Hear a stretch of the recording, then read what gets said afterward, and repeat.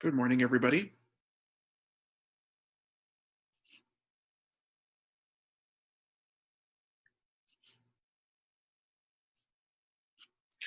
I see that we have quorum.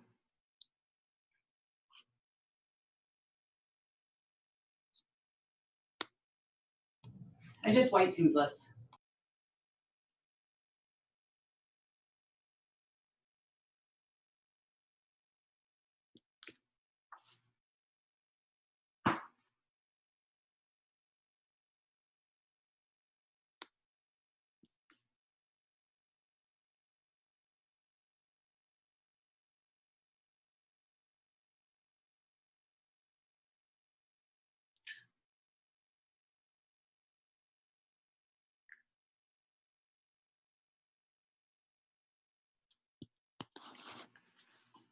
Excellent. Good morning, everybody. Seeing that we have quorum and other members who have joined, I'd like to welcome everybody to the Built Heritage Subcommittee of June 9th, 2020. And I'd like to call the members to order. This meeting being held remotely through Zoom, which is necessary in these times of physical distancing to keep everyone safe during the pandemic. Please note that those who do not need to participate in the meeting can also watch it on the live stream on the Ottawa City Council YouTube channel. A reminder to participants to please keep your microphones muted until I call on you to speak. I will provide each committee member with the opportunity to ask questions and comment on each item in order in which they raise their hand in Zoom. Committee members will be called on first, followed by any other members of council who have joined this meeting. For panelists, the raise hand option is found at the bottom of the participants list. For attendees, you will find the raised hand button at the bottom of your Zoom window. For those calling in, press *9 to raise your hand. The committee coordinator and I will be watching for those cues. The usual 5-minute speaking limit will apply. Members are also reminded to submit any motions, visual supports, or declarations of interest in writing to the coordinator at their earliest convenience. Although the deadlines have passed for residents to register to speak and provide written submissions to this subcommittee, residents may still make submissions to Planning Committee on item 3, 246 Gilmore Street, or written submissions to Council on items 1, 2, and 4. If you have technical difficulties signing into the meeting, you can contact the clerk's office at committees@ottawa.ca or by calling 613-580-2424, extension 22953. On a personal note, earlier this year, Council unanimously selected me as the new chair of the Built Heritage Subcommittee, for which I am extremely grateful.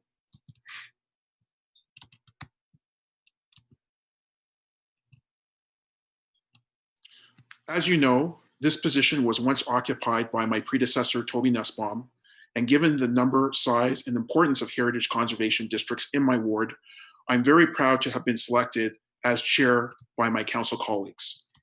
I would also like to acknowledge our most immediate past chair of this subcommittee, Member Gower, who served during a period when this subcommittee was dealing with very contentious files. His depth and breadth of thoughtfulness concerning heritage and the application of policies, bylaws, and ensuring that the public were fairly consulted was deeply appreciated and will continue to be highly valued around this table. Serving in this position, along with other subcommittee members, provides a unique opportunity to actively protect built heritage of a unique and distinct nature in our city. Pursuing the protection of built heritage of a unique and distinct character ensures the protection of buildings that represent a combination of aesthetic, historical, cultural, and social importance and significance of Ottawa's historic places from the past, as well as ensures protection for present and future generations. I also want to applaud our professional city staff and all committee members, subcommittee members, for their past, current, and continued efforts. So moving on to the agenda, regrets. I have received no regrets. Could the committee coordinator please call the roll? And a reminder to members to unmute themselves when they are called. Member Hulsel? Present. Member Podolsky? Present. Councillor Shirelli, Councillor McKenney, Present. Member Conforti, Present. Councillor Brockington, Here. Councillor Moffat, Here. Vice Chair Quinn, Here. Chair King. Here. You have quorum, Chair. Thank you. Declarations of interest. Are there any declarations of interest?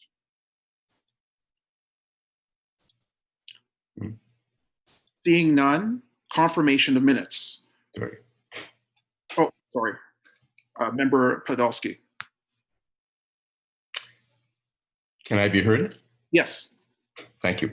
I realized that on the file of 860 Colonel By Drive, in January 2012, when the city expressed its intention to designate, I was retained by the then owners of the property and wrote an opinion in February 2012 that the position of designation was not justified, and therefore I'd like to declare interest in this file, even though I've been inactive on it for 8 years.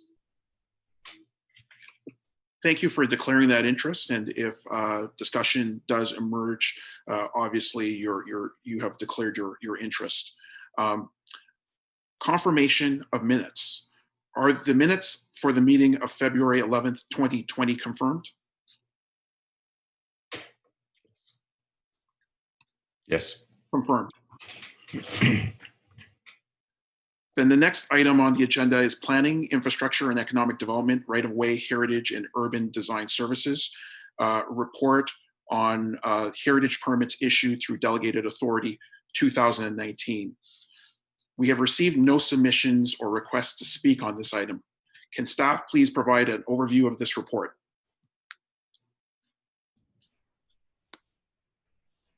Certainly. Good morning, Chair and members of the committee. In 2015, City Council delegated the authority to approve certain types of applications under the Ontario Heritage Act to the General Manager of the Planning and Growth Management Department, which is currently the Planning, Infrastructure, and Economic Development Department. The delegated authority process requires an annual report on the permits issued through delegated authority. This report is before you today to provide information on heritage permits issued through delegated authority in 2019. Next slide, please. As a summary, in 2019, 106 heritage permits were issued under delegated authority to staff. 80 of these were for a variety of alterations ranging from window replacement to additions. An additional 26 heritage permits were issued as part of the city's Heritage Grant Program for building restoration. As you can see some photos on the slide there, we have the window replacement done last year, some porch restoration, as well as a tin roof. A complete list of all the heritage permits issued in 2019 under delegated authority can be found in document 1 of the staff report. Thank you. Thank you. Does the committee have any questions for staff? And I see member Conforti, I believe, raised your hand. Thank you, Chair. Yeah, I was just wondering if it would be possible to release this every quarter instead of every year, just because it's just quite a number of permits. For the most part, I understand why it's done just once a year, but I think there might be benefit to releasing the list 3 times a year or 4 times a year, just to sort of be able to monitor that a little bit more, I guess. I believe we cannot do that at this point, since the delegated authority bylaw requires annually, so we require an alteration to the bylaw, but legal has to jump in there. I'm not sure if I'm correct in that. Good morning. Can you hear me? Yes, we can hear you. Okay. This would be a governance issue, Chair. The delegation of authority bylaw does indicate a requirement of 1 year if this committee wished to see a difference in the reporting. It would be something that could be looked at in terms of midterm governance or governance reporting.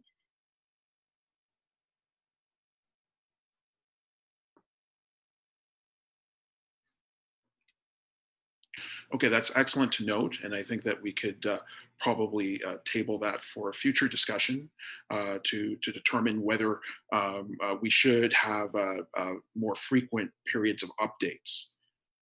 Is the report received? Received. Received.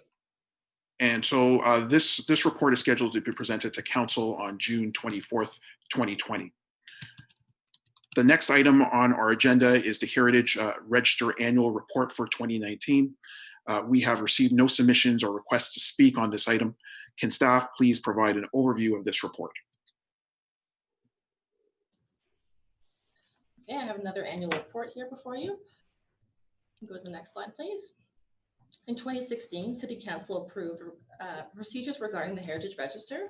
This included staff preparing an annual report that addresses all removals of properties from the Heritage Register during the previous year.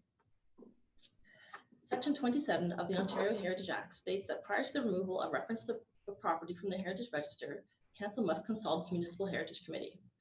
All properties removed from the Heritage Register must be approved by Council. This report is before you today to fulfill these requirements. Next slide. There are three ways in which a property can be removed from the Heritage Register. The first is property owner request. In this process, in order to request a removal of a property from the Heritage Register, the property owner must complete the form for buildings listed on the Heritage Register and submit it to the Heritage Planning Branch. Staff evaluate this request and make a recommendation to the Built Heritage Subcommittee and Council regarding the request for removal. Council approval is required to remove a building from the Heritage Register. The second option is notice of intention to demolish. In order to demolish a building listed on the Heritage Register, the property owner must submit a notice of intention to demolish a listed building. Once this form has been submitted, staff have 60 days during which to determine if the building should be recommended for designation under the Ontario Heritage Act. The ward councillor and the chair of the Built Heritage Subcommittee are consulted. If staff determine that the building does not merit designation, no report is prepared unless requested by the ward councillor or chair of the Built Heritage Subcommittee. Once the 60-day period has passed, a demolition permit can be issued. The building remains listed on the Heritage Register until it is demolished. The third and final way to be removed from the Heritage Register is a staff-initiated removal. When staff identify errors on the register, they will include them in the report recommending council remove them from the Heritage Register. Next slide, please. In this report, staff recommend removing a total of 17 properties from the Heritage Register, 6 notices of intention to demolish, and 11 staff-initiated removals. A summary of each is listed in the report. I'm happy to answer any questions members may have about any of these requests. Thank you. Excellent. Excellent. Thank you for your report. Does the committee have any questions for staff?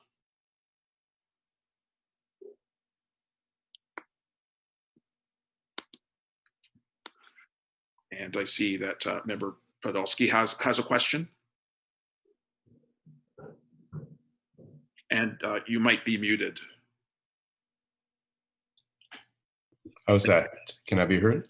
Yeah, that's better. Yes. This is just a technical Zoom question, and that is, I found it quite difficult to hear the staff report because of the distance between the speaker and the microphone. Would it be possible, and others may have the same problem, would it be possible that the testing of the voice becomes done so that all could hear? Thank you very much. And I know that we have circulated procedures around the utilization of Zoom, but I think that people utilizing this platform, you know, we're learning a little bit more and more about it every day, and we'll definitely take that into consideration. Ideally, I should be using a headset, but I'm not. But as we really start to adjust to this platform, I'm certain that the presentations will be better and better. But that should be taken and noted that we should definitely try to enunciate and try to speak towards the microphone. Just for clarity, I just want to ensure that the member did get the gist of the report. Okay. So are there any other questions of staff? If not, are the report recommendations carried? Carried. Carried. This report is scheduled to be presented to council on June 24th, 2020. The next item, number 3, is an application for new construction at 246 Gilmore Street, a property located in the Centertown Heritage Conservation District, designated under Part 5 of the Ontario Heritage Act. Can staff please provide an overview of this report? I will then ask that members of the public make their submissions after the presentation.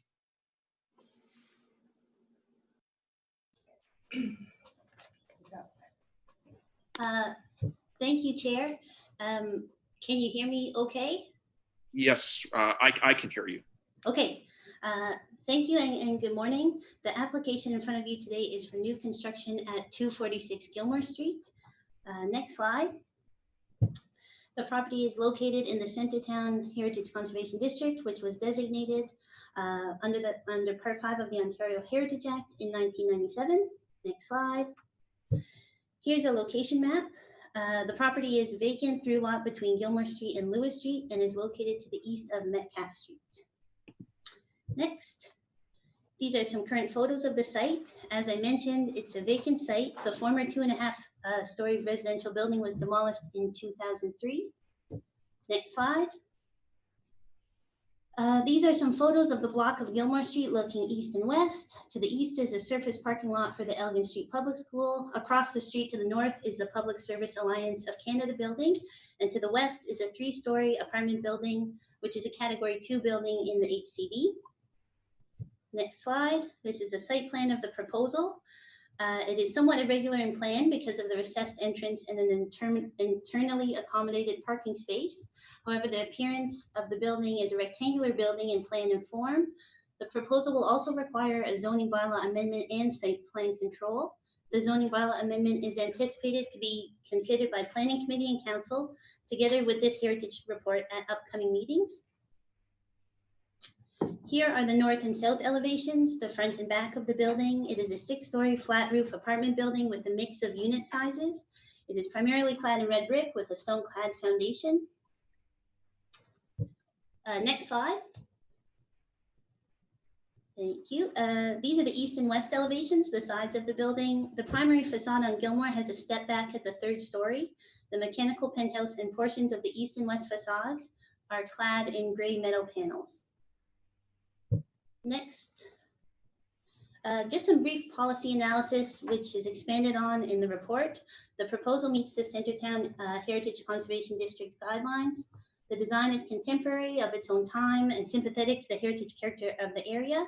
It's a modern interpretation of a typical Centertown red brick flat roofed building. Contemporary elements such as large rectangular windows, the entranceway with metal columns and straight canopy, and metal paneling accents.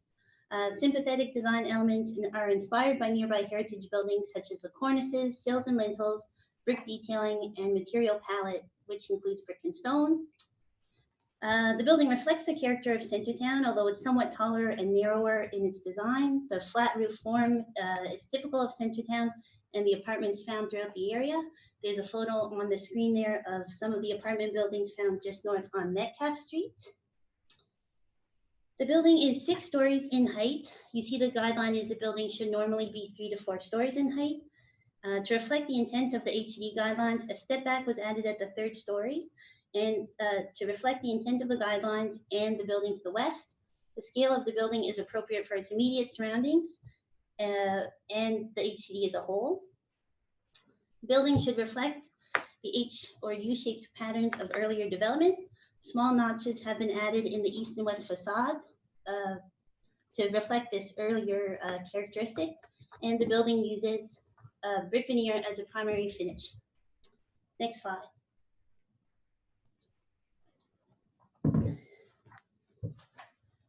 The Centertown HCD plan also encourages infill development to reestablish streetscape continuity. As you can see on this elevation, the building is up there on the top right. The proposed new building fills a vacant lot in the HCD and contributes to the overall urban fabric of the Centertown HCD. Next slide. Staff reviewed the proposal using the standards and guidelines. The new building conserves the heritage value of the Centertown HCD and is compatible with the character of the area. Next slide. The Centertown Community Design Plan has guidelines related to new buildings in this area. The proposal meets the guidelines because it uses step backs to transition to adjacent building heights. It uses compatible materials such as the brick and stone mentioned. It minimizes the use and height of blank walls and has a modulated facade and step backs that's compatible with the surrounding heritage structures. Next slide. In terms of consultation, Councillor McKenney and Heritage Ottawa have both provided comments that can be found in the staff report. The Centertown Citizens Community Association was notified. No comments were received, and the neighbors within 30 meters were notified. In conclusion, the recommendation for the report is to approve the application subject to the condition that the applicant provides sample of the exterior cladding, to delegate authority for minor design changes to the General Manager of Planning, Infrastructure and Economic Development Department, and to issue the heritage permit with a 3-year expiry date. That is it. If you have any questions, I would be happy to answer them. Thank you so much. We'll now go to members of the public who wish to make submissions on this item. And I believe that Robert Martin is first on the list.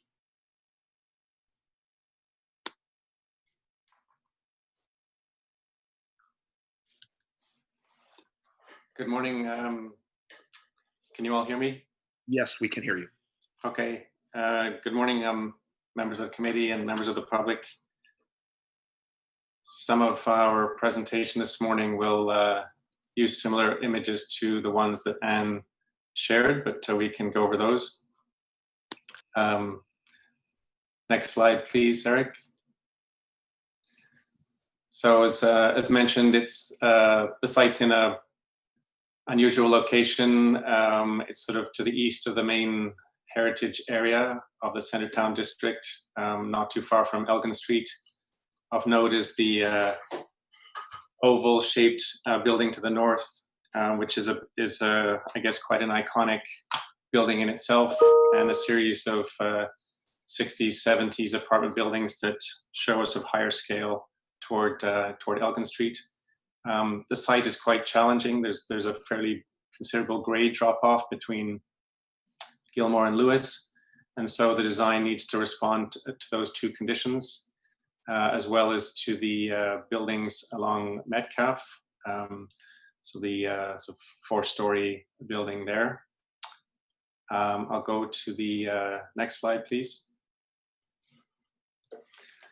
So the challenge in this case is to place a lot of the circulation elements in the center. So we have a sort of a double loaded or scissor stair in the center with the vertical transportation.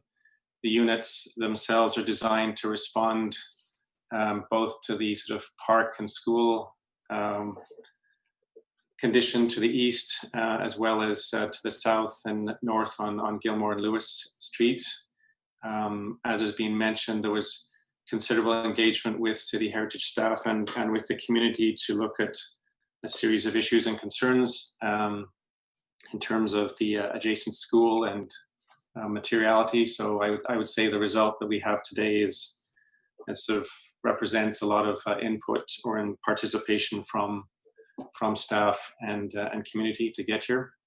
I know there've been some comments about the recessed front entrance, and certainly having that entrance on Gilmore Street would be desirable, but from a sort of circulation perspective, the recessed entrance is what is needed to make the design scheme work. Next slide, please. So these are some, I guess, modeling of the design proposal in the adjacent context. So we can see the series of quite eclectic buildings, mostly sort of 60s, 70s buildings to the east side of Metcalf. The lower heritage building to the west, which itself, especially on the east side, is in somewhat poor condition. And our hope is also by designing this, we can improve the circulation connection between the two buildings and so tidy that up. The school is seen in the foreground in this image.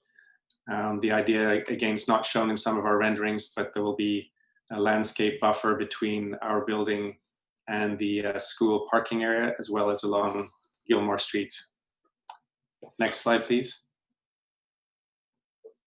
So again, the streetscape study, sort of unpeeling the street, and on the lower image, you see the 12-story building, and then more to the east, the commercial buildings that corner Elgin Street, as well as empty parking lots. And I think it's to be expected that over time, these lots will intensify, as well as some development along Elgin Street.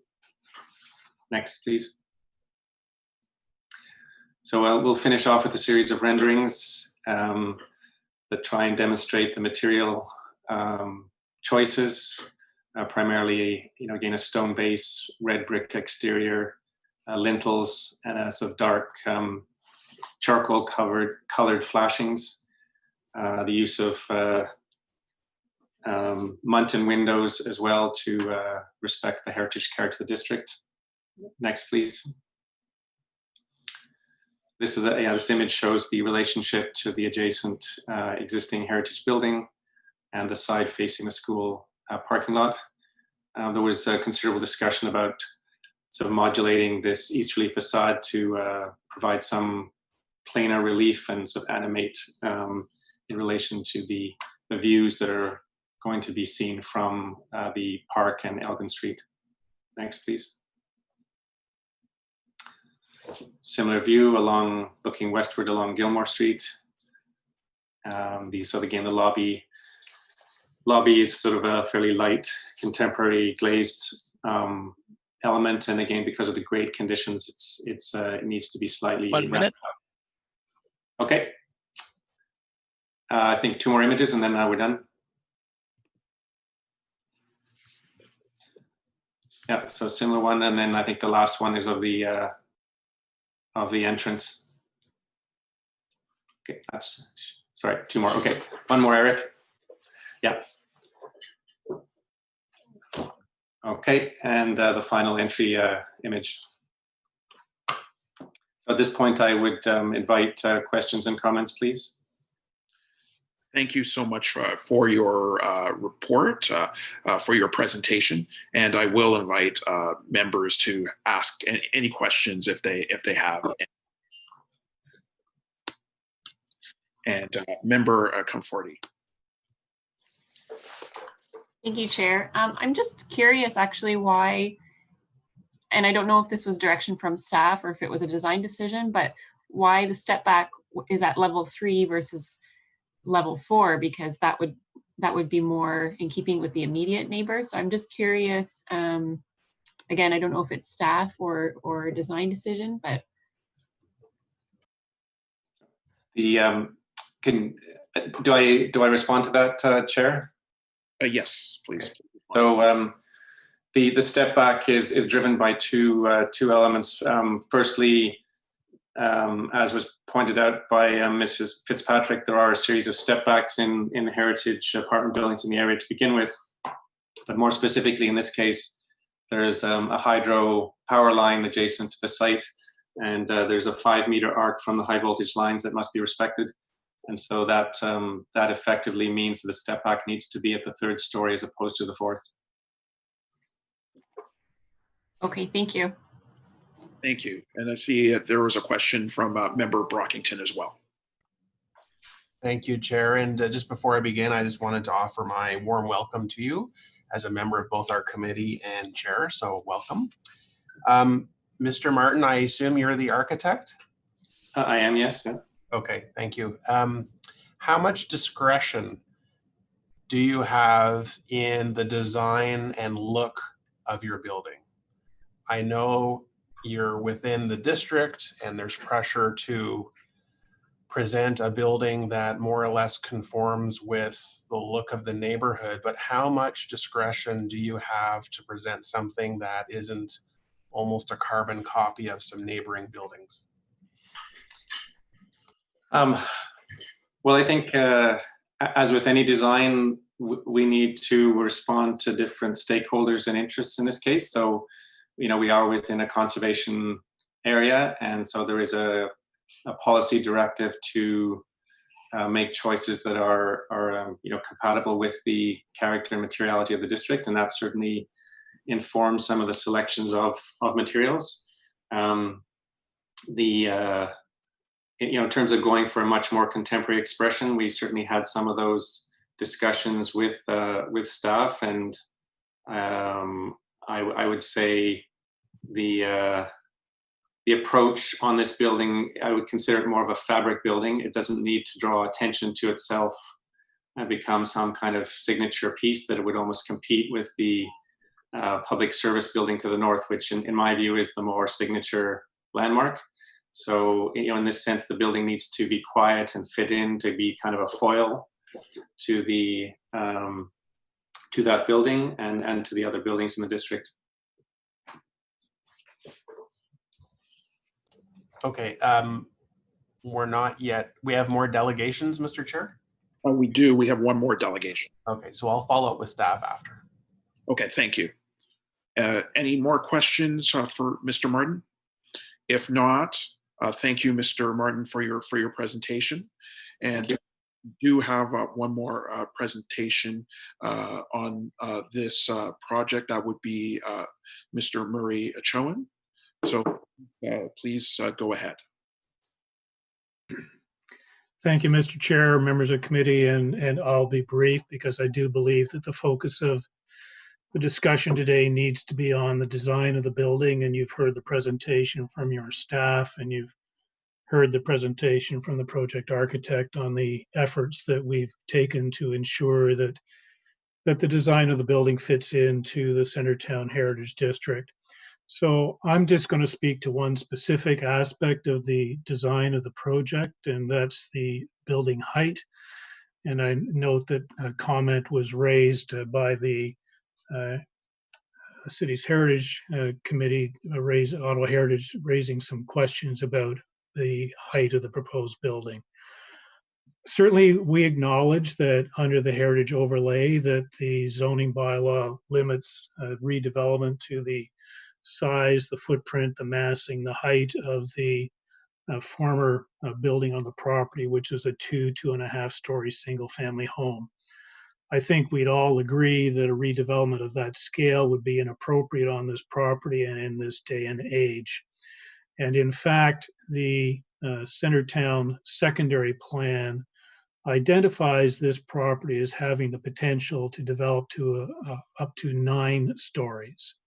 And that's where we started with this project in our discussions with city planning staff and heritage staff. We started with a 9-story proposal.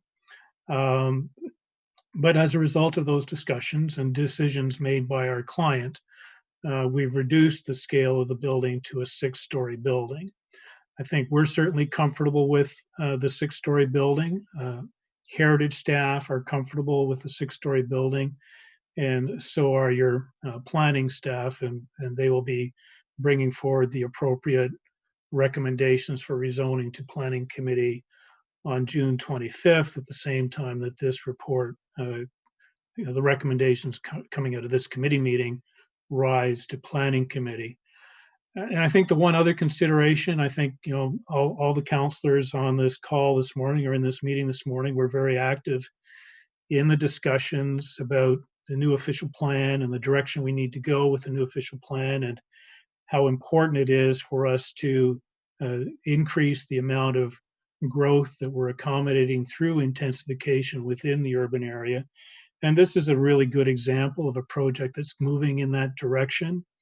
Rather than a small 3 or 4 story building, what's being proposed is a 6-story building with 22 units in it, with a mix of units, including some 2-bedroom units, which could be rented to families with children who would actually be able to maybe even attend the school next door.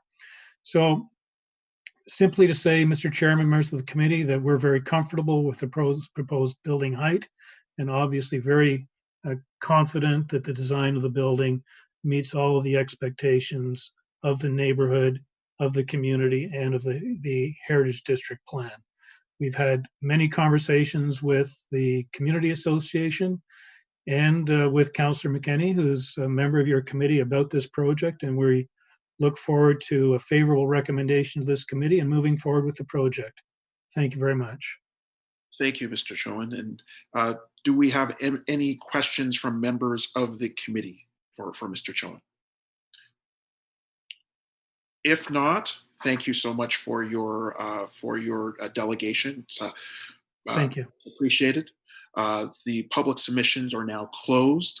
Does the committee have any questions for staff? And I know that Member Brockington had expressed interest in asking a question. And of course, since the ward councillor is here, Councillor McKinney, I'm certain that we might hear from Councillor McKinney as well. I'd be happy just to quickly wrap up, Chair. Okay, excellent. Please. So Member Brockington then. Thank you, Chair. And just as staff, 2 questions. I'll start with the height first. So staff are supportive of the current height that's proposed. Were they supportive of a taller building?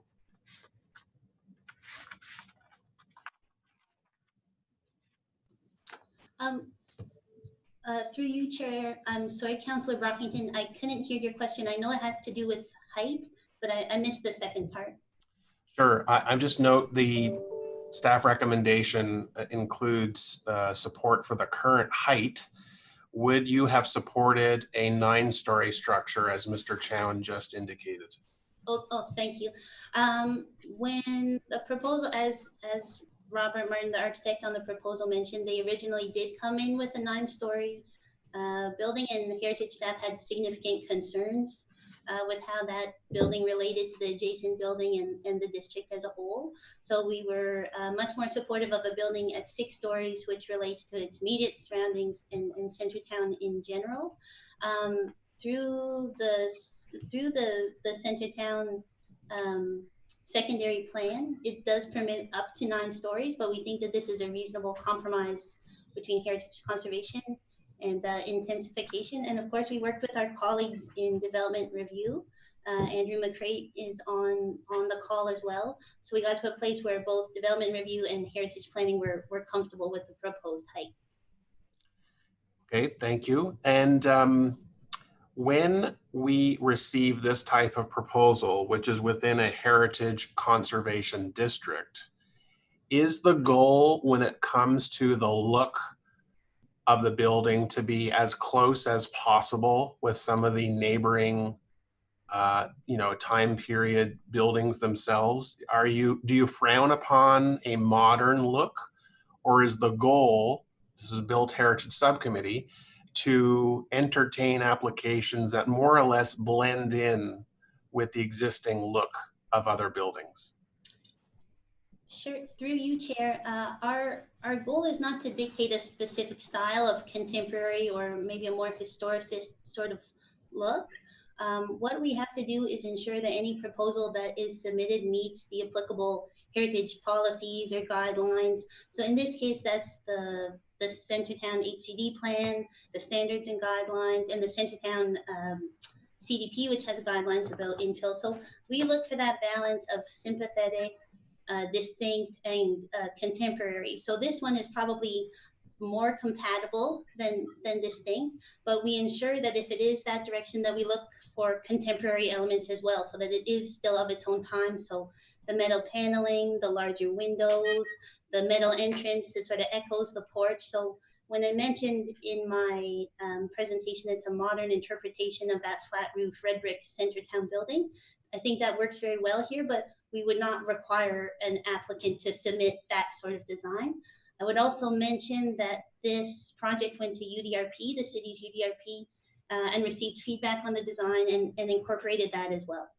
Okay, thank you. Thanks, Chair. Thank you, Member Brockington. And now Ward Councillor McKinney. Yes, thank you, Chair, and also want to welcome you to the committee, and as Chair, it's great to have you here. I just very quickly want to wrap up. I support this application. I think that it is an excellent example of what we like to call, gentle intensification, if you will. It replaces a demolished home, but and when we talk about, compatible yet distinct, a year ago, we were having that conversation around what was a much more contentious application in front of us.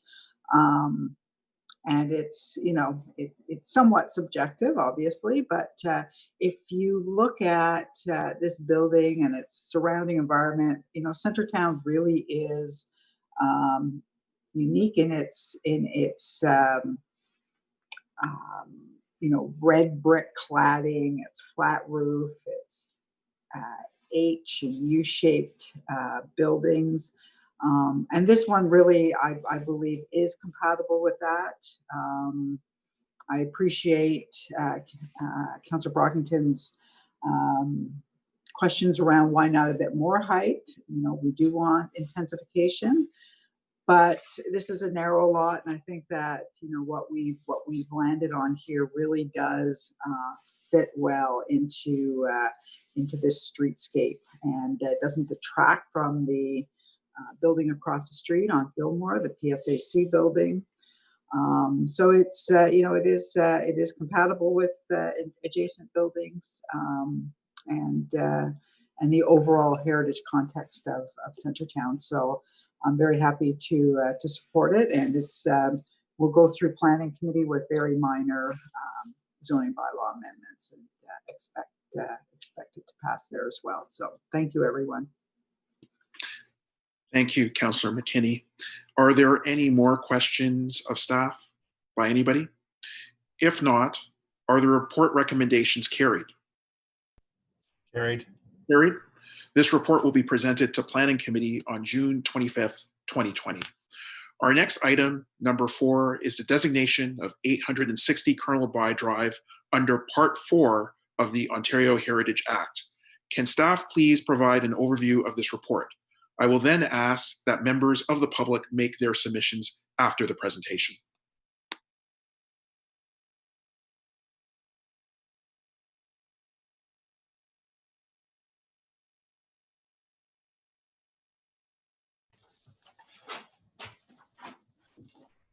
Good morning, Mr. Chair, members of the committee.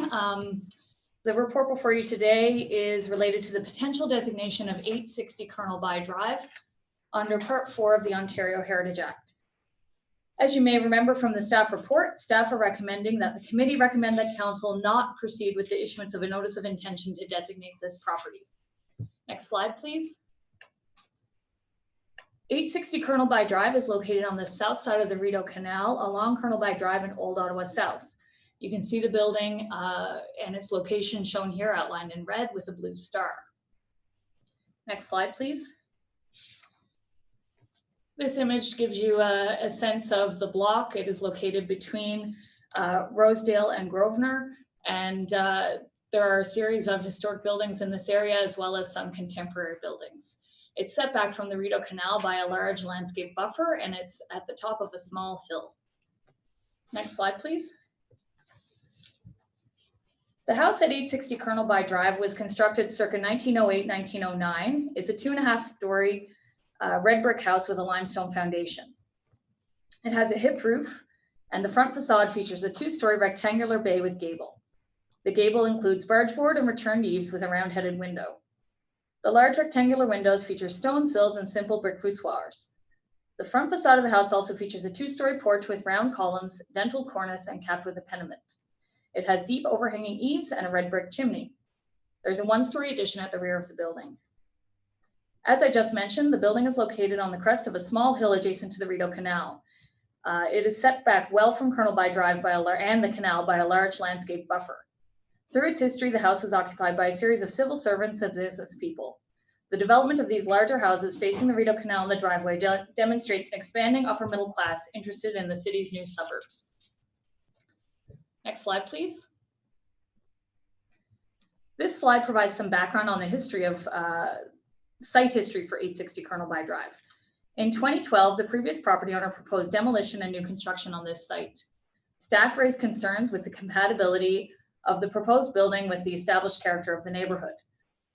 The previous property owner entered into an agreement with the city to work with heritage staff to refine the design to make it more compatible. This proposal never ended up proceeding.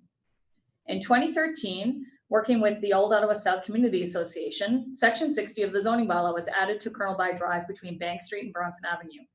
The role of the heritage overlay is to ensure that new development is compatible through appropriate form, scale, and massing. The heritage overlay does not protect buildings from demolition, and buildings that are subject to the heritage overlay have no status under the Ontario Heritage Act. In 2017, through the city's Heritage Inventory Project, the property was added to the Heritage Register as a non-designated listed property. In 2019, the current property owner made an application to the Committee of Adjustment for minor variances to permit a new building on the site. Committee of Adjustment granted some of these variances.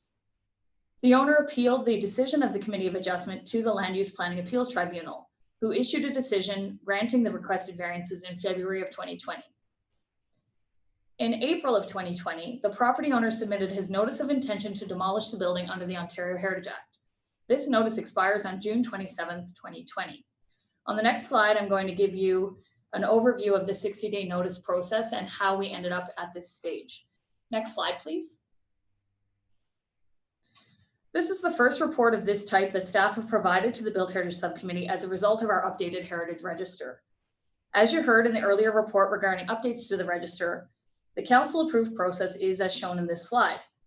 You may remember that in order to demolish a property listed on the register, the property owner must provide the city with at least 60 days notice in advance of obtaining a demolition permit.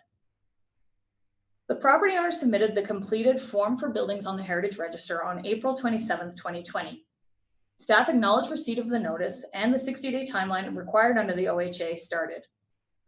Staff are familiar with the property and had provided comment throughout the planning process that they did not believe the building was a strong candidate for designation and would not be initiating the designation process unless requested by council. Staff followed the council-approved process by advising both Councillor Menard and Chair King of the proposed demolition and advised both councillors that staff would not be proceeding with a designation report unless requested. Councillor Menard requested a report regarding designation of this property as a result of the process. Staff prepared the report before you today with our professional recommendations regarding designation of this property. The next steps in this process are consideration of this report by the Built Heritage Subcommittee and City Council. If Council concurs with staff, the designation process will not be initiated and a demolition permit may be issued any time after June 27th. If Council does initiate the designation process, staff will prepare and proceed to initiate a notice of intention to designate before June 27th when the 60-day time period expires. I'm now going to give you an overview of our analysis of the property and how we determined that we do not feel that it is a strong candidate for designation. Next slide, please. Ontario Regulation 0906, which is attached as document 2 to the staff report, is used to evaluate properties for designation under Part 4 of the Ontario Heritage Act. The regulation states that, quote, a property may be designated under Section 29 of the Act if it meets one or more of the criteria. It is important to note here that the regulation does not say that a municipality must designate a property that meets the criteria, only that it may. Heritage planning staff have reviewed 860 Colonel By using Ontario Regulation 0906 and have determined that it narrowly meets the criteria for design and physical value as a representative example of Edwardian classicism. The property does not meet the criterion for historical or associative value, as it does not have direct associations with a theme, event, person, or institution that is significant to the community. Further, the architect of the building is unknown.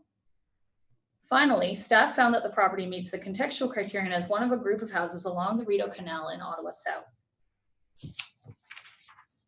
One of the goals of the city's heritage program is to tell Ottawa's stories through our historic buildings and to provide meaningful touchstones to our past. Staff strongly feel that the story told by this building is well represented through the city's listed and designated buildings. I just want to show a few contextual examples on the following slides. This is not meant to be an exhaustive analysis of our heritage register, just illustrations.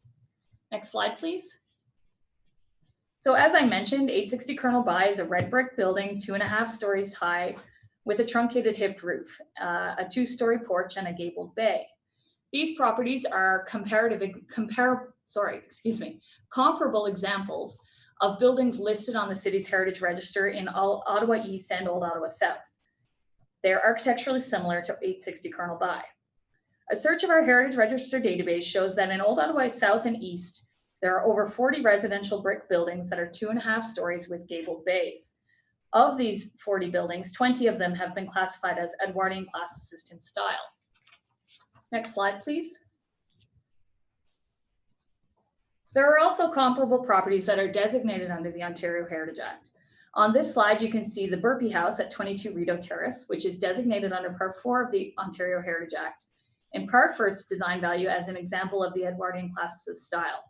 In the Glebe, the Clemo Estate East Heritage Conservation District is designated under Part 5 of the Act, in part for the examples of Edwardian classicist architecture. These two examples are along Glebe Avenue. Next slide, please. The properties on this side are not necessarily comparable stylistically with 860 Colonel By, but all of them represent the types of houses constructed along the canal in the 19th and early 20th centuries.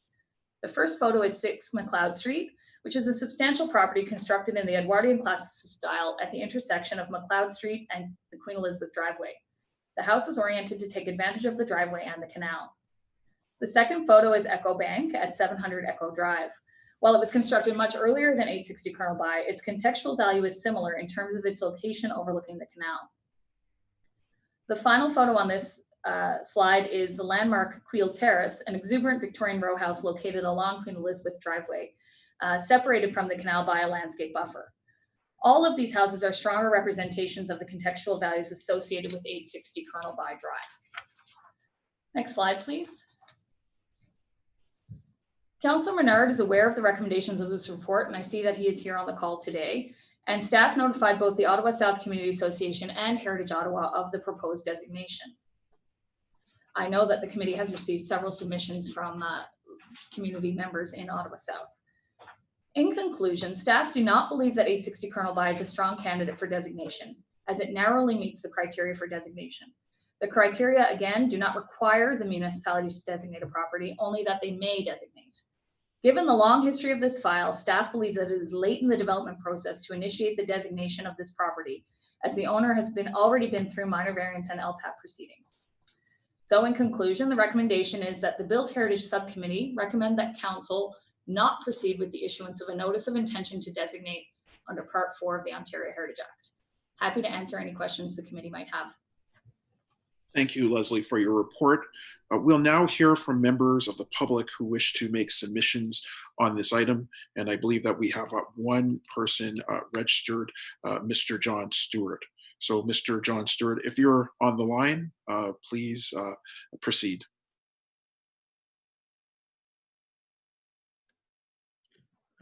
Good morning.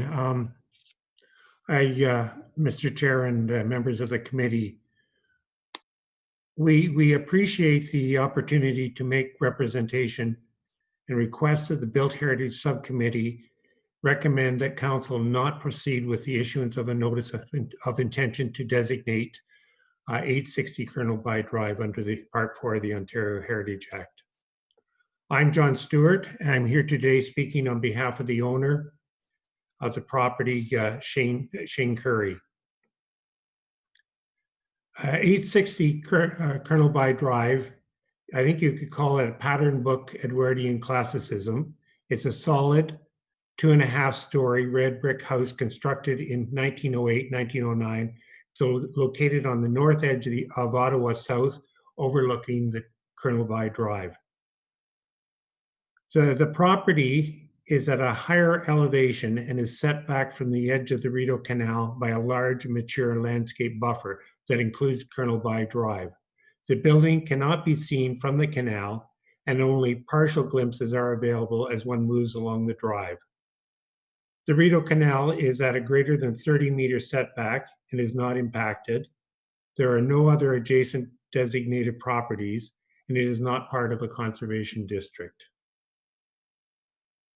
The property has been through a series of development approvals dating back to 2012 when the building was first proposed for demolition. I think Member Podolsky mentioned he was part of that process. In 2013, as a result of a zoning study, this section of Colonel By Drive between Bank Street and Bronson Avenue was rezoned to apply the heritage overlay under Section 60 of the zoning bylaw. In 2017, the property was listed on the City of Ottawa Heritage Register. In 2020, LPAT overturned the 2019 Committee of Adjustments decision and granted a variance to the heritage overlay. The decision was based partially on the evidence of city staff statement at LPAT hearing that the department did not have concerns with the demolition. Today's meeting and the report submitted by staff confirms the city's position.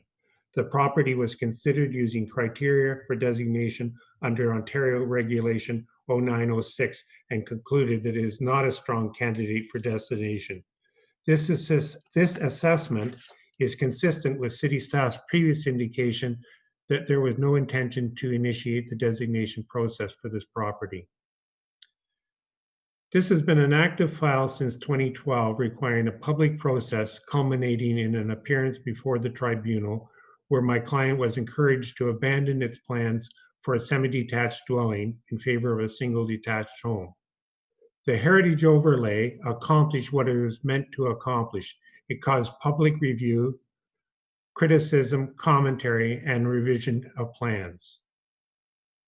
The proposed dwelling has been designed by the firm of Hoban Architects in a careful and sensitive manner and is a permitted use of the property.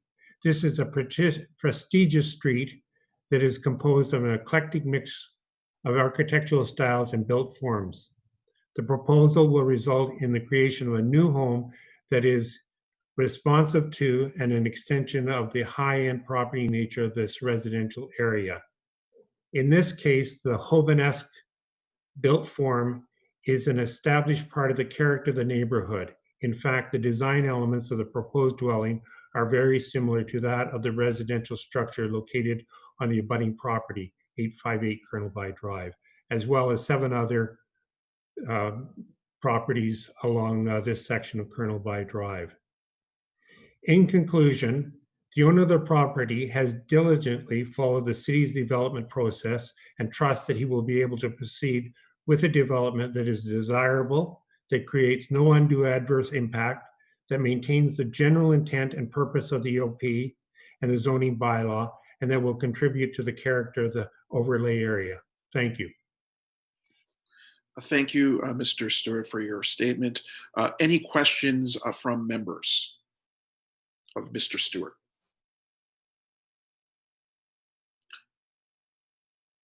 Seeing none, the public submissions are now closed.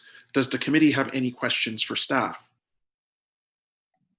And I see Vice Chair Quinn is raising her hand. And I think you're on mute, Member Quinn. Thank you. Yeah, my question is for staff. Thank you very much for this presentation. In terms of the review of the context, both the design and contextual values were evaluated under Regulation 0906. And you've demonstrated clearly that in terms of the design value, the Edwardian classicist example, the context within the city or larger areas, there are other excellent examples. But my question is within the zoned heritage overlay itself along Colonel By Drive between Bank and Bronson, that context, are there examples of this design type? Through you, Mr. Chair. Within the heritage overlay context along this section of Colonel By, I believe this is the only remaining sort of 2.5-story gabled bay house. The house that was immediately next door was of a similar style. There are a variety of houses along this stretch on both sides of the canal within the heritage overlay that have been included on the city's heritage register as non-designated listings. I'm not aware of the exact style of every single one, but in this stretch along Colonel By, I would say this may be the only remaining one. Many of the buildings are more substantial, as you may know. And I would say there isn't a real unifying style along here or on the other side. Really, it's a very eclectic mix of sort of the typical revival styles of the late 19th and early 20th century. Thank you. Yeah, I mean, that's part of its significance, really, and part of its charm is that all of the buildings are not of a type. But thank you for answering that question and clarifying that it remains the only Edwardian classicist design within the overlay area. And I do appreciate how much time the owner has put into this. It started back in 2012. But the predecessor to our current committee is the committee that actually recommended to the Old Ottawa South pursue a heritage overlay for this stretch along Colonel By Drive. And so I do feel compelled to ask another question rather about how city staff manage change within this, the heritage overlay area. And how does the city determine what level of change an area can absorb while still retaining its dominant sense of heritage character of the stretch, which is what the heritage overlay existing to try and respect. I think it's about managing change, but at some point, I think there has to be an evaluation in terms of how much change actually becomes detrimental to what is trying to be respected along that stretch. Through you, Mr. Chair, the heritage overlay, as you know, is a tool under the zoning bylaw that is meant to protect things more in the realm of character in terms of form, scale, massing, height, as opposed to the buildings themselves. So the buildings themselves, obviously, it's a disincentive to demolition in that if you want to build anything different than what's there, you require minor variances from the Committee of Adjustment. But staff evaluate those on a case-by-case basis. As this is not a heritage conservation district, there are no broad policies and heritage values and attributes that have been attributed to this area.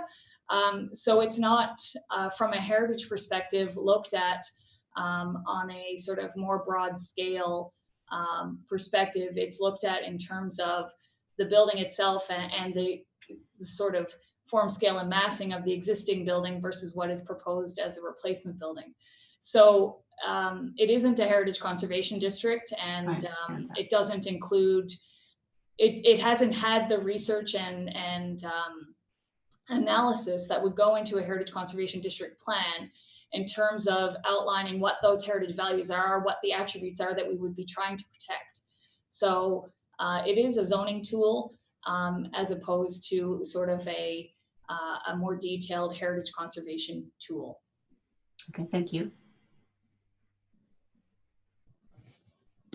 Thank you, Vice Chair Quinn. And I know that Member Hassel had a question or a number of questions as well. Yes, thank you, Chair. I just wanted to clarify the issue of precedence on this particular decision to designate or not designate.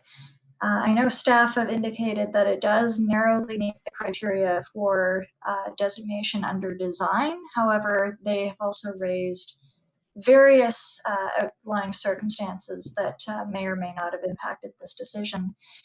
For me, going forward, if this is, as staff has indicated, one of the more distinctive residences of this type, and it is not being designated, is this decision likely to affect future decisions by setting any kind of precedent?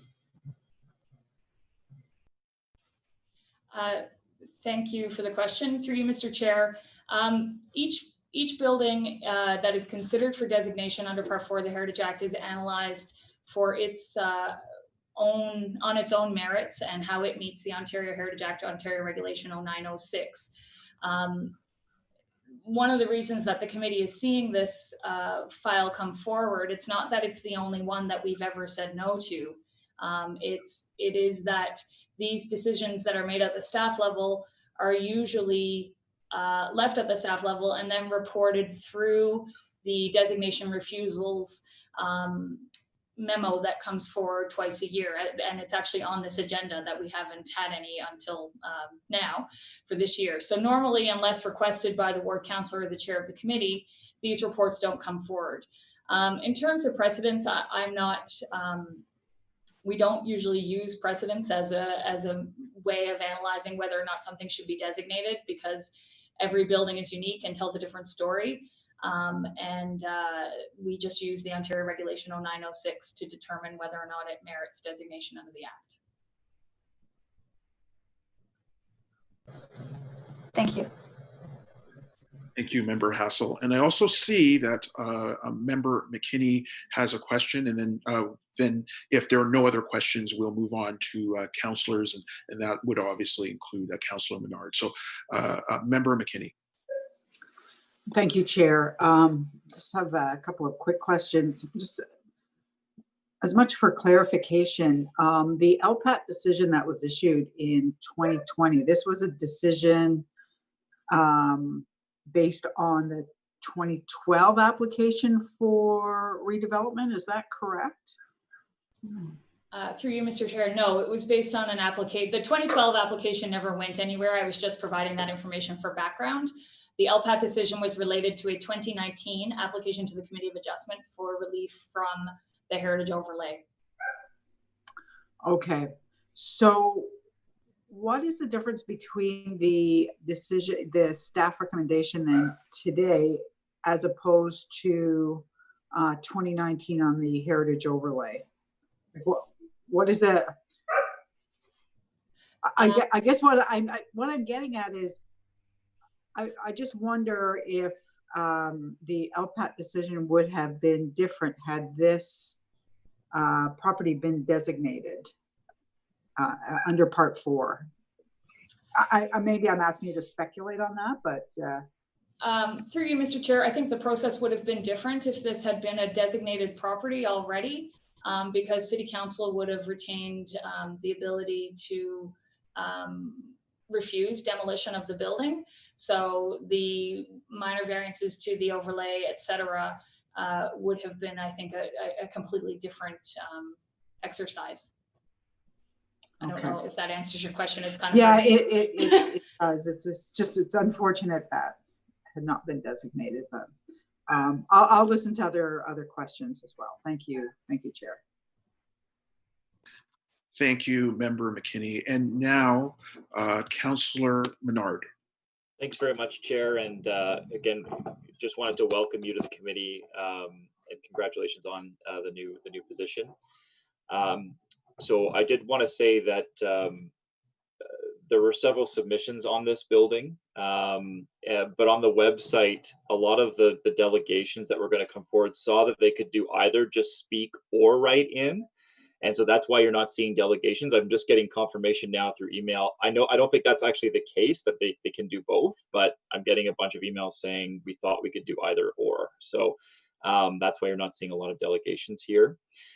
I know residents and city staff worked, very hard to create the heritage overlay in this area and get it passed by council. And city staff agreed with that overlay in this area.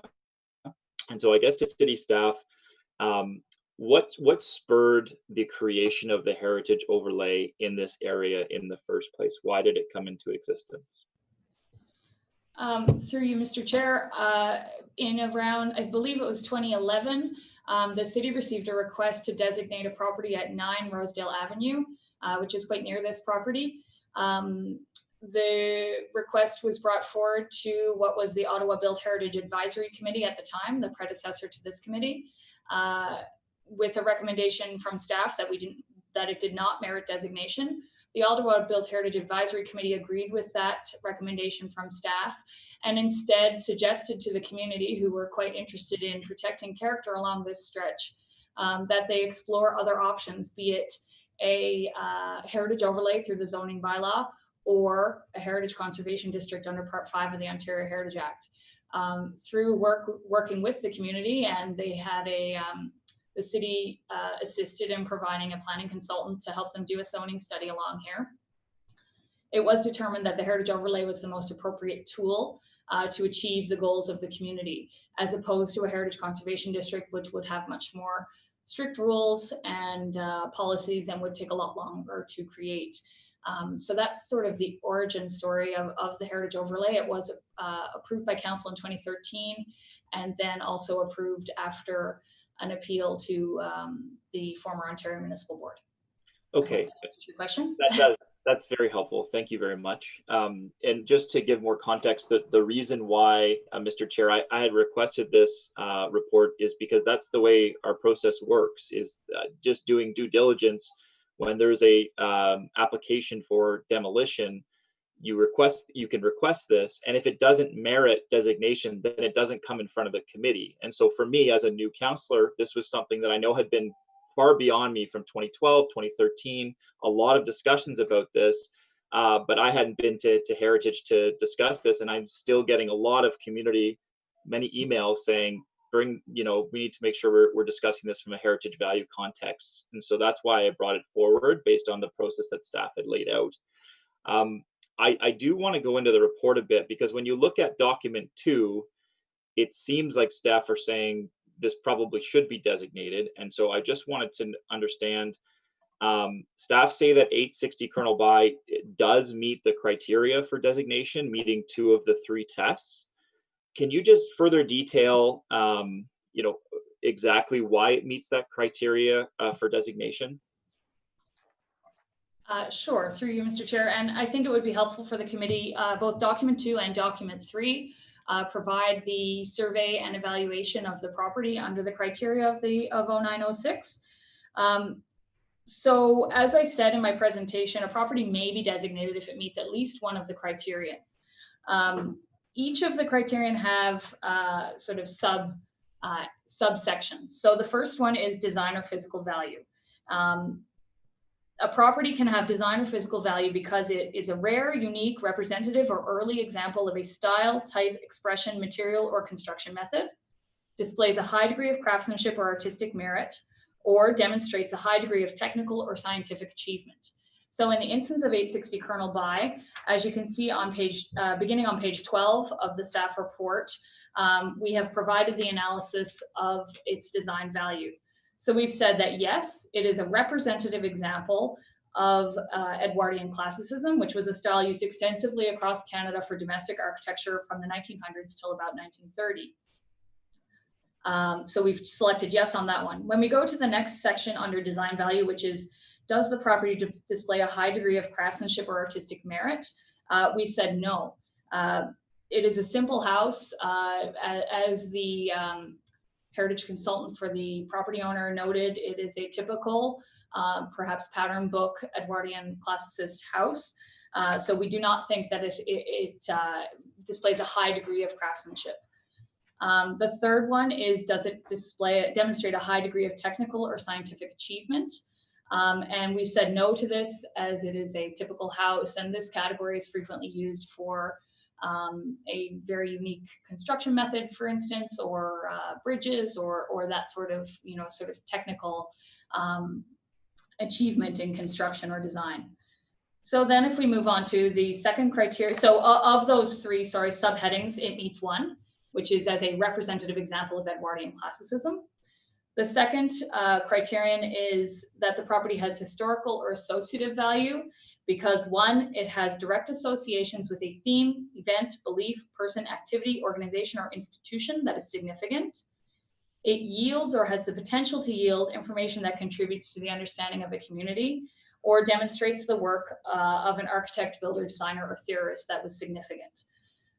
So if we break those down, the first one, which is, does the property have direct associations with a theme, belief, person, etc.? We've said no. The property was owned by a variety of people throughout its history. Staff have researched them. Generally civil servants, business people, typical what we would call upper middle class people of the early 20th century who were moving into these new suburbs of the city as they were developed in the early 20th century. Community history. So does the property yield or have the potential to yield information? that contributes to an understanding of a community or culture. We've also said no on this one. It is again a typical house of this time period. It is representative of the houses built in this area during this period of time. We have I'll speak about contextual value in a minute, but that we sort of considered that under contextual value. And then thirdly, the architect, artist, building designer, or theorist is unknown for this building, and that may be because it could be a pattern book house. I'm sorry, this is a very long-winded answer, but I want to make sure that the committee understands the detail. And then the third criterion under the Act is contextual value. So the property has contextual value because it is important in defining, maintaining, or supporting the character of an area. It's physically, functionally, visually, or historically linked to its surroundings, or it is a community landmark. So under this one, I'm now on page 15 of the Heritage Survey form. We've said that yes, the property is important in defining, maintaining, or supporting the character of the area. The presence of the Rideau Canal, the adjacent parkland, it's one of a mix of houses along this area. We've said yes, that the property is physically, functionally, visually, or historically linked to its surroundings as one of a group of large Edwardian classicist houses between Rosedale Avenue and Galt Street in the early 20th century, located high on the crest of the hill to take advantage of views of the Rideau Canal. And then the third one is the property a landmark? And we've said no to this criterion. The house at 860 Colonel By is essentially hidden from the street through its setback, mature trees, and location on the slope. It's not a landmark on Colonel By Drive. So that is sort of the overall picture. I'm sorry that was so long. No, that is very helpful. I did want to make sure the committee saw that and had seen the analysis there around the three different criteria, and to understand how the two of the three did meet it narrowly, as you say in the report. I just have a couple more questions. I assume staff are aware of the MTBA Associates report on this building, that you've seen that in the past? Yes. Okay, and that I believe was done in 2017, that date, 2017 or 2018. And so one of the things they say in there, which I'd just like to get staff comment on, is while there may be justifications to dismantle an existing structure possessing heritage value to achieve other official plan objectives, including densification, this is not a factor in this case. The area of the proposed house is larger than the current structure, but the overall density is actually being reduced as there are less proposed occupants. This represents a de-intensification of the property, and therefore it is a less efficient use of municipal resources. And so in this case, is that the assumption that what we're going to see on this property after this is actually a larger footprint building with less densification, and potentially, I believe there's apartments in the current home. Can you just clarify that for me? Through you, Mr. Chair, for the purposes of this report, staff did not analyze the proposed development, as it is sort of outside of the purview of what we're doing right now. So I will say that when we looked at the building, we looked at it strictly as, does this building merit designation under the Heritage Act? And not sort of the broader kind of intensification type things. As far as I know, the proposed use, and the property owner or their representative may be able to answer this better than I can, is a single unit. And I'm not sure if there are multiple units in the building right now. So I'm sorry, I don't really have an answer to that question. That's okay. Is the gentleman still on the line, able to comment, or maybe he's not in the meeting anymore? I'm re-adding him to the meeting at the moment. Thanks so much.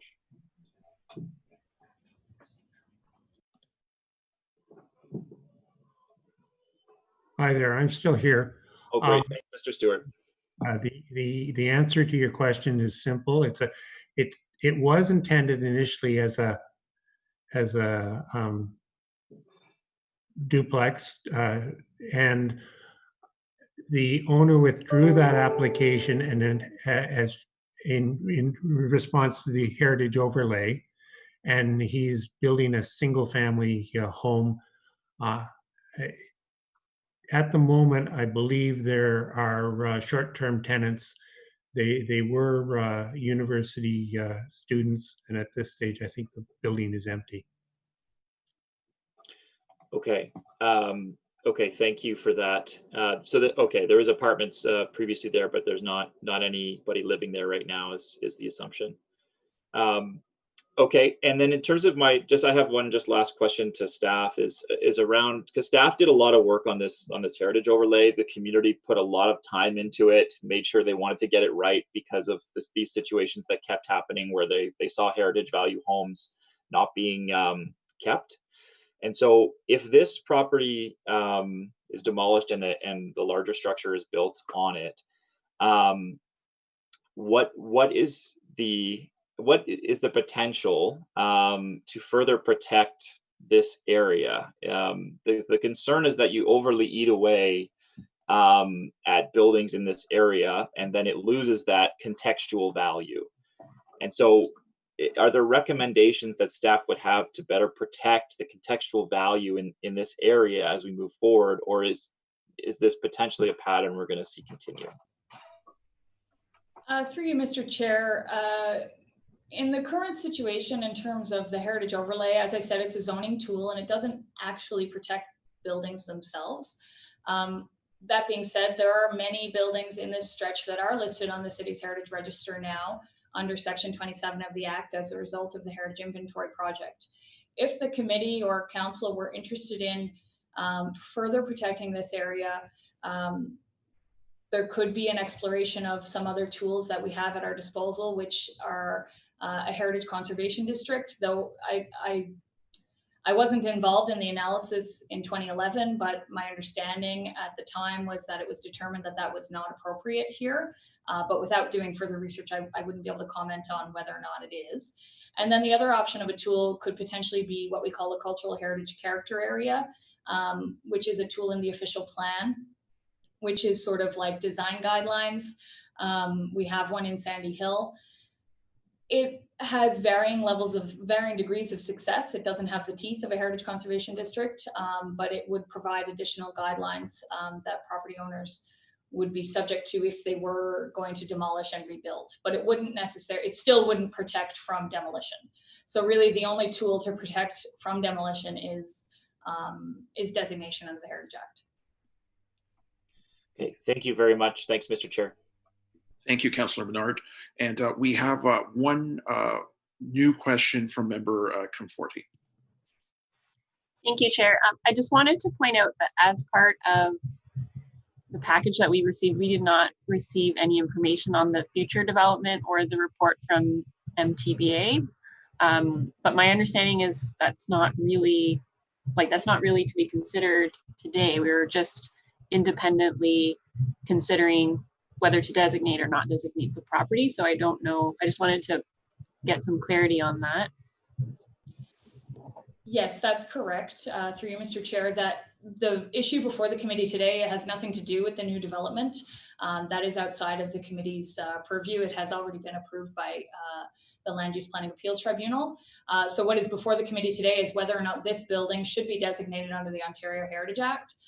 If it is designated, then my colleagues in legal can correct me if I'm wrong, but if a notice of intention is issued to designate this property, then that has the ability to stop the development plans.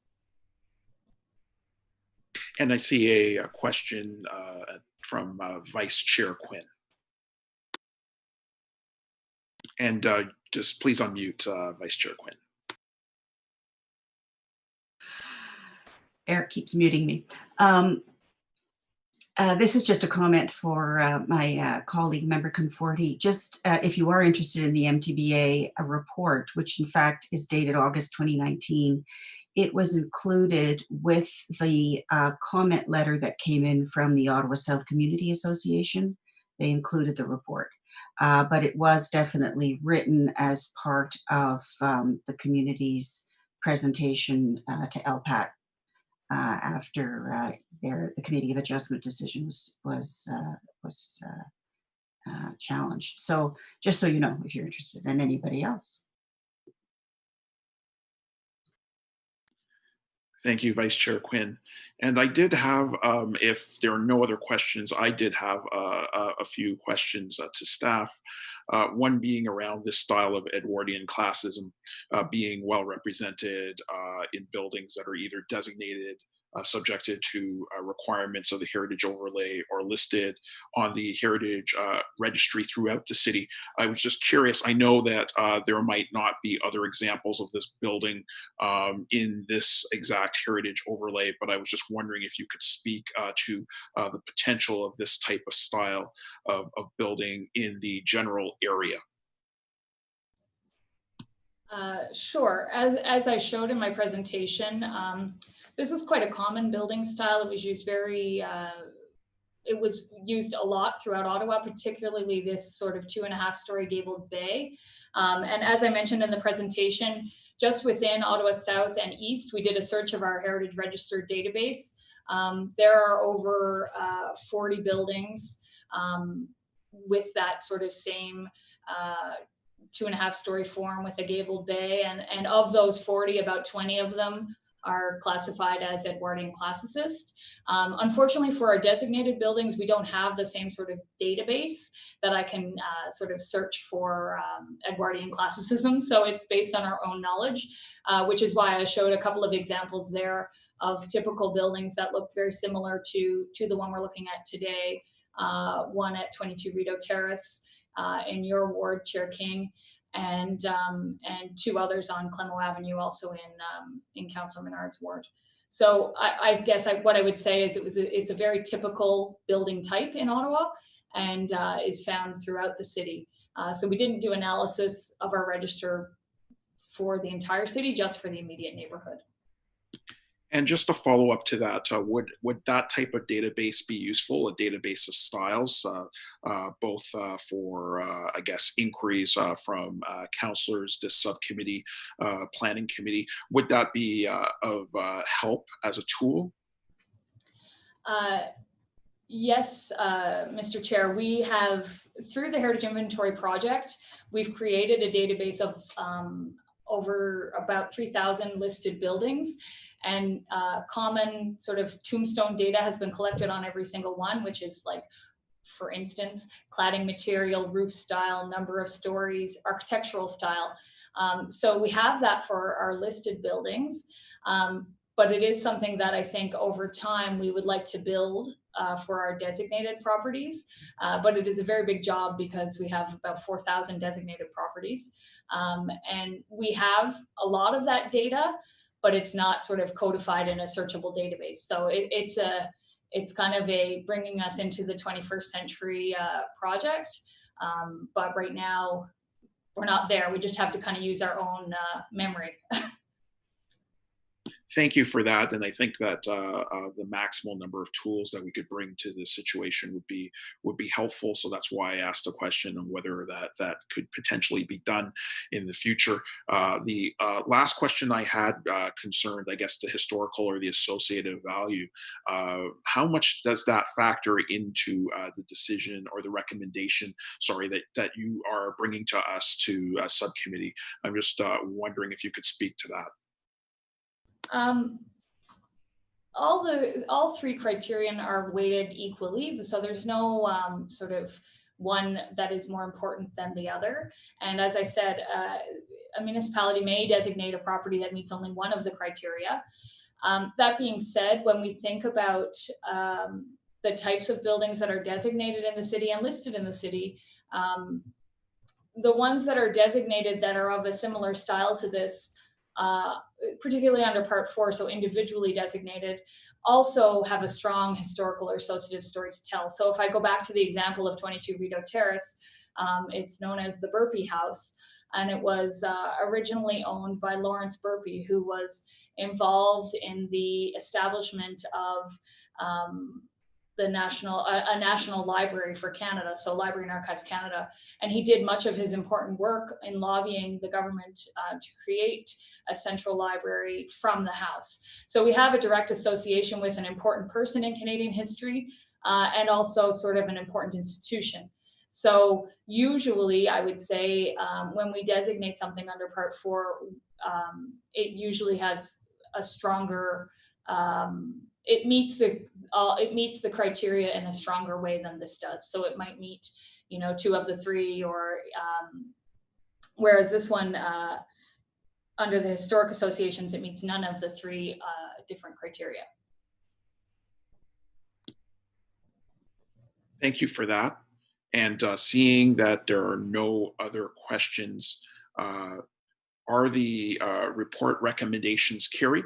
So, Mr. Chair, can I ask just for yeas and nays on this? Yes, so we can go to yeas and nays. Member Halsell, Nay.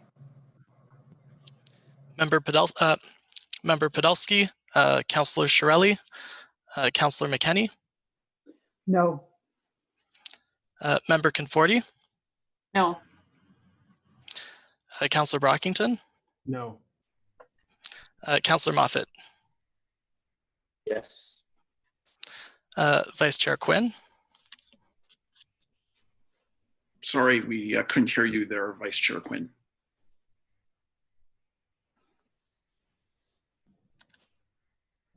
I'm sorry, no. Chair King. No. 1 yay, 6 nays.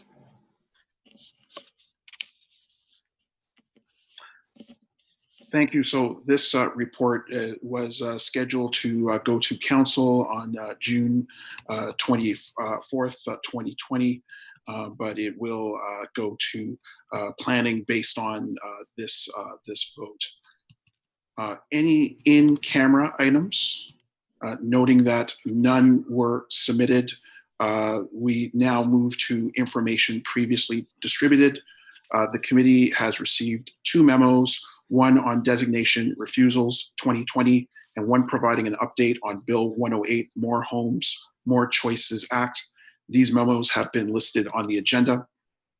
If there's a need to discuss these items, that would require a vote.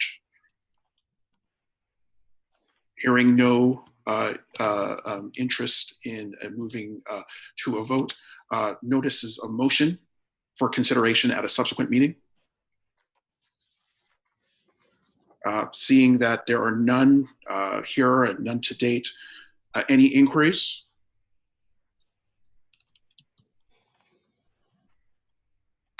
If there are no inquiries, then we will move on to other business. Zoning bylaw amendment and site plan control proposal summary, 35 and 37 William Street and 62 York Street. There is a planning circulation on the agenda, which was distributed to members prior to the meeting. Members of the public had the opportunity to comment through DevApps on ottawa.ca. A related heritage application was heard at the subcommittee in February 2020. Is there any other business? Seeing none, adjournment. On adjournment, is the motion carried? Carried. We are adjourned. Thank you, everyone. The June Built Heritage Subcommittee meeting has been canceled. The next regular meeting is scheduled for Tuesday, August 11th, 2020. Thank you, everybody. Thanks, Chair. Thank you. Great sharing. Well, for my first time, thank you so much. I appreciate it. Yes, Thanks, Ralston. We'll be clever in August. Bye, everybody. Bye. Bye.